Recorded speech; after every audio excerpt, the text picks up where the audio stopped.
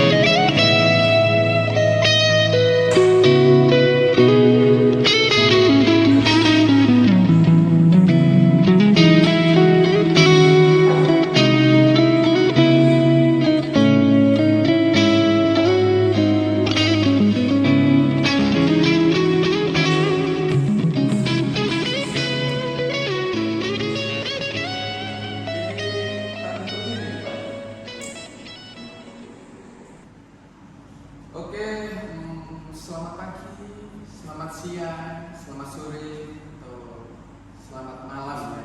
Tergantung kalian yang melihat ini di jam berapa, biar saya lengkapin aja mulai dari pagi sampai malam. Saya saat ini berada di tempat yang spesial, biasanya di greenhouse, di lapangan. Sekarang ini berada di tempat spesial. Ternyata di sebelah saya ini ada orangnya juga ini. Ini orang beneran ya. Gimana? Salaman dulu dong, Pak. Oke, sip. Nah, Semangat tani. Semangat tani. Ya. Oke. Jadi gimana ini? Kita ada di mana? Selama ini kita kalau mendokumentasikan kegiatan sang tani hidroponik kan di greenhouse Di lapangan berarti ya. Sekarang ini kita berada di Profco ya. Profco. Jadi Mojokerto. Profco 2. Profco 2. Jadi sahabat tani, jadi kita ini sekarang berada di Profco. Nanti kita highlight sedikit tempatnya ya. Jadi siapa tahu kalau mau main ke Mojokerto bisa mampir ke Profco. Tempatnya luar biasa asik sih. Luar biasa asik. Nah, di sisi lain kita ada kopi yang spesial ini. Kopi apa, Mas? Ini ada kopi Santani yang dimana kita ambil dari petani-petani lokasi ini, Pak. Alhamdulillah. Iya. Jadi ini Produk lokal ya? Produk lokal, 100% produk lokal ini, Pak. Rasanya lokal apa internasional? Wah, kalau untuk rasa sih luar biasa. Saya nggak bisa ngomong nasional maupun internasional. Saya bilang rasanya luar biasa. Nanti kita kasih cuplikan sedikit gimana cara buatnya kopi ini. Jadi kopi Santani. Jadi yang berasal dari lokal Jawa Timuran terutama. Dari tadi kok nggak ditawarin? Oh boleh Pak. Ini hasilnya teman-teman. Oke. Dari aromanya benar-benar manis. Ini Robusta, Arabica. Kalau jenis kami yang lagi ready nih Pak ya, Iya. itu Arabica terutama. Jadi yang saat ini Bapak coba ini Arabica dari Jombang. Tos dulu. Oke boleh. Salut.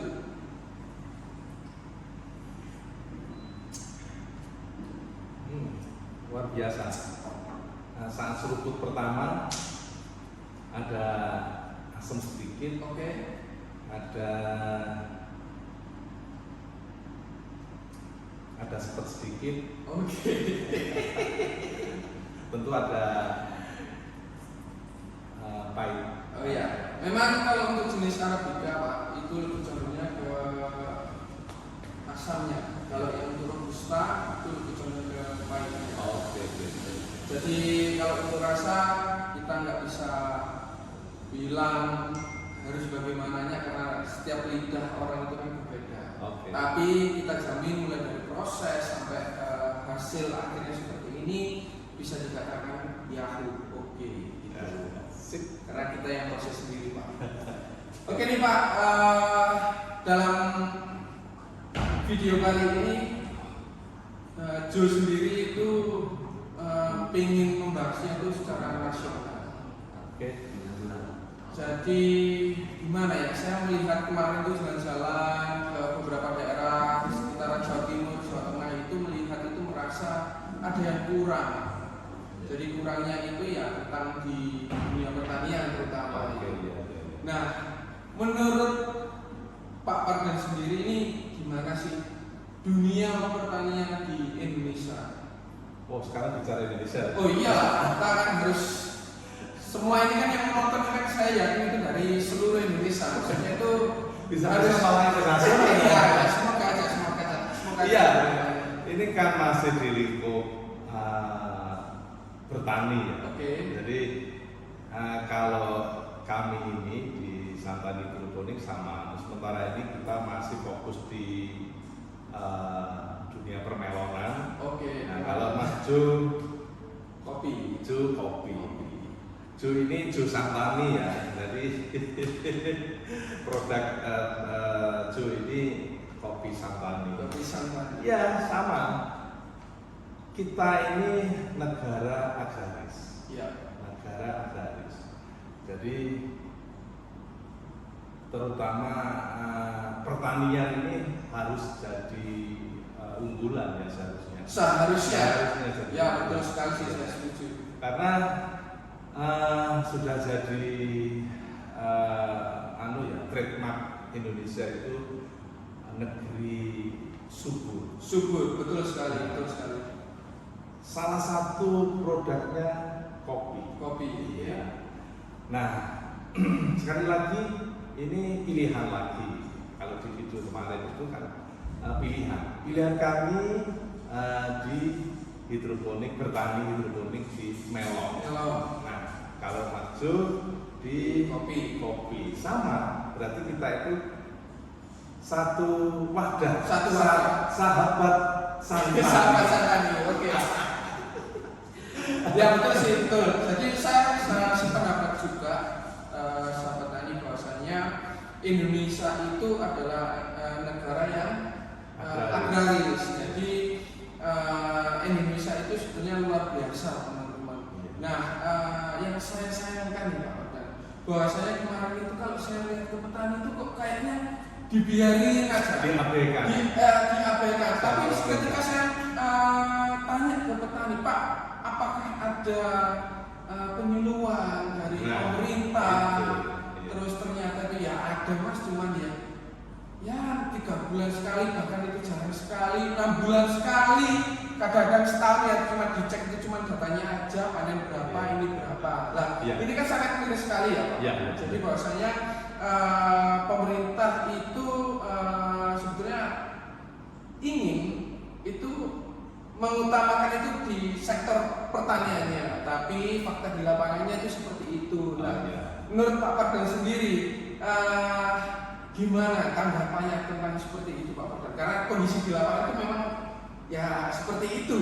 Luar biasa miris. Okay. Seperti kami ini sudah hampir 5 tahunan bergerak di bidang hidroponik ya. Hidroponik khususnya di permelonan.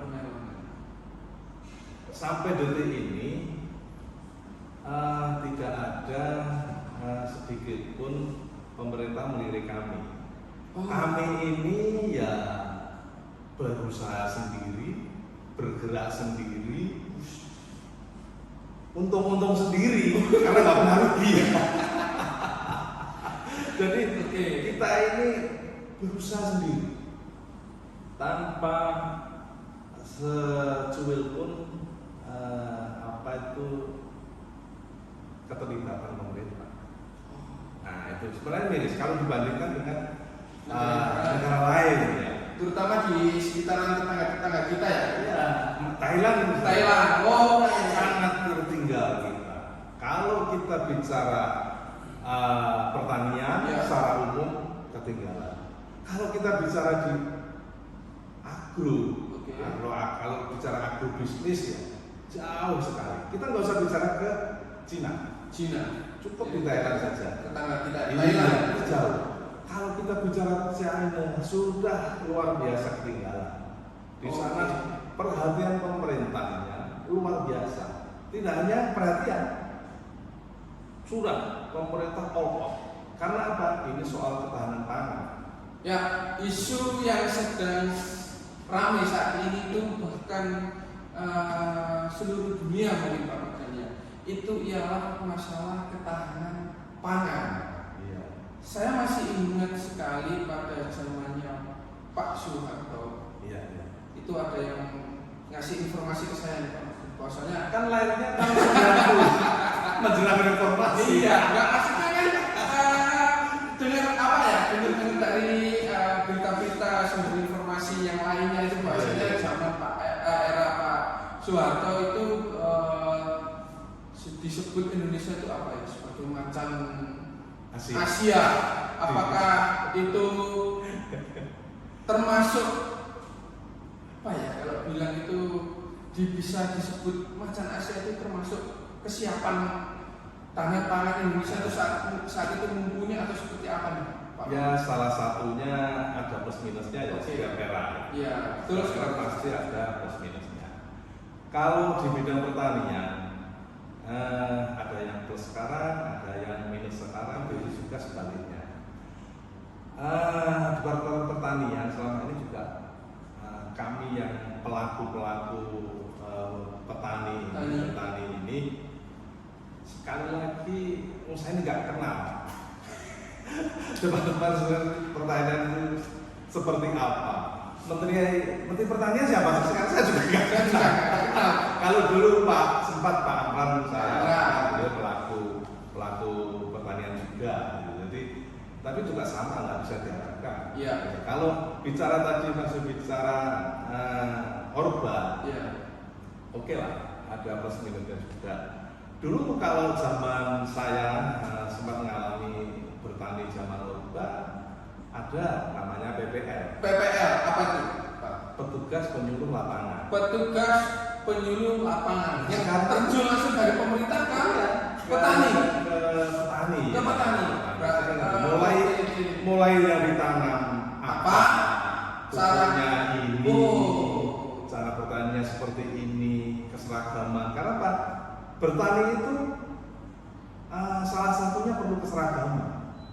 Di Thailand, di Cina, itu sama. Petani nggak lagi lah di Turki misalnya, kalau apalagi kita bicara di Israel, luar biasa maju, luar biasa pemerintahnya. Jadi perlu keseragaman. Kalau obat dulu iya, ada petugas penyuluh lapangan. Oh sekarang waktunya nanam ini. Oh pupuknya ini. Sekarang kebiasaan. Jadi bahkan petani, coba mirisnya ini, petani sampai nggak tahu pupuk dasar itu apa. Nanti pupuk dasar itu semacam TSP semacam. Itu ada ya di pupukkan di fase kedua. Itu kan miris, namanya aja pupuk dasar. Seharusnya di awal. Atau lebih mirisnya lagi sekarang ini. Ada secara umum zat A itu ditaruh di akhir. Seharusnya Umumnya petani itu secara umum itu bilangnya untuk menambah bobot. Oke, memang benar menambah bobot. Karena apa?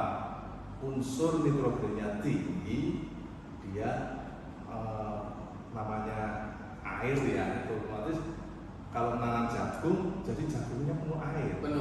Nah, kalau dia dijual basah mungkin untung, tapi kalau dijual kering, setelah dijemur karena jagungnya banyak air, hasilnya pasti kempos. Berarti sama kayak kopi ya? Iya.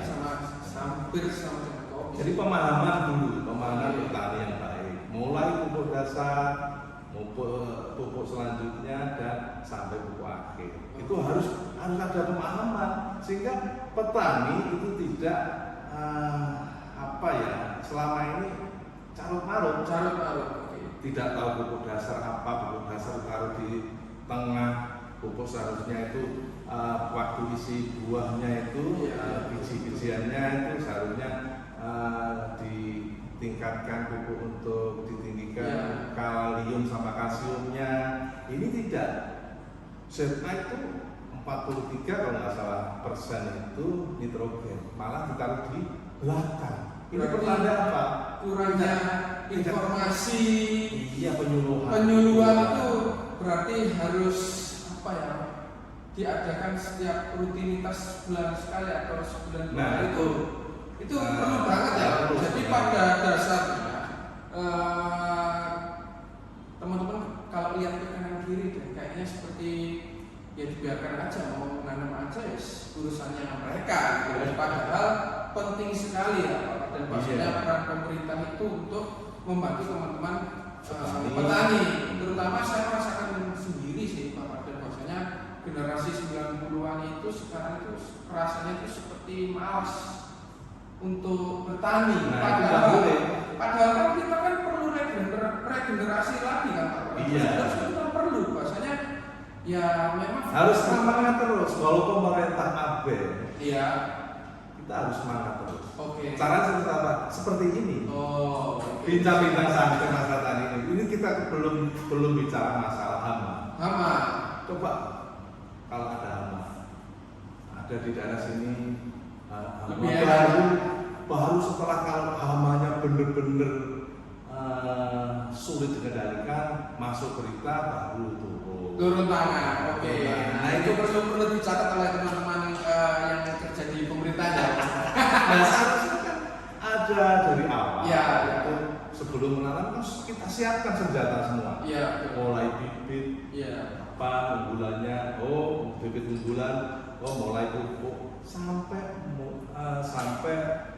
mempersiapkan anti hama. Nah itu harus kita siapkan. Kita berperan. Nah kalau selama ini kan tidak. Jadi syukur menanam, syukur bertani, pemerintah ya tetap adem ayem aja ya. Sampai bingung harus mau ngapain. Iya kan? Sama saya yakin. Coba gini, seharusnya itu pemerintah terus mendorong, tapi faktanya di lapangan tidak. Atau kalau kita bicara subsidi pupuk, subsidi pupuk. Saya juga kalau dengarnya pupuk subsidi itu kayak gimana Pak? Kayak kasihan juga sama teman-teman petani. Di samping susah nyarinya. Iya betul sekali. Karena mindsetnya pemerintah sudah memberi pembelajaran yang keliru. Sekali lagi Indonesia ini, negeri yang kita cintai ini luar biasa subur. Tapi sama pemerintah dicekoki sama pupuk kimia. Oke. Nah ini kan apa-apaan. Kalau memang pupuk subsidi itu apakah kurang tepat? Sasarannya mungkin atau gimana? Karena kita ini sudah negeri yang subur. Ngapain sih kita harus rusak tanah kita itu dengan pupuk kimia? Kalau mau subsidi, ya subsidi yang sehat. Subsidi ke greenhouse. Saya yakin ya. Coba kalau maju lihat YouTube masalah hidroponik, subscribe-nya sedikit, mungkin ratusan atau 1.000 tapi yang nonton ratusan ribu. Itu pertanda apa? Masyarakat itu antusias. Masih antusias. Pengen bertani. Iya. Tapi kalau ini juga berbahaya loh Pak. Nanti kalau ini makanya ini lagi rilisnya itu ke petani-petani itu sebetulnya yang minat itu untuk mau terjun itu banyak juga. Ya kan? Iya, Tapi fakta di lapangan ya wis dibiarin aja kan. Juga kiri juga nanti ke depannya seperti apa nanti Indonesia. Yang saya garis bawahi bahwasanya teman-teman itu teman saya Pak Fardan itu dari Malaysia. Iya. Itu ke Indonesia itu melihat tanahnya itu luar biasa suburnya daripada negara sebelah atau negara Malaysia. Mereka juga terheran-heran dulu loh. Seharusnya kalau ini ada turut andil dari pemerintah atau bidang terkait tentang pertanian yang benar-benar peduli tentang petani-petani itu seharusnya itu produktivitas di dunia pertanian itu luar biasa kayaknya Indonesia. Harusnya. Tapi lebih mirisnya kan gini. Kita ini sudah dikasih pembelajaran yang keliru oleh pemerintah. Karena apa? Subsidi pupuknya pupuk kimia. Pupuk kimia. Kalau kita sudah tersebut negeri yang subur, cukuplah kita pakai pupuk organik misalnya. Organik, oke. Peternak kita banyak. Oh iya. Kotoran diolah. Ya. Ranting-ranting daun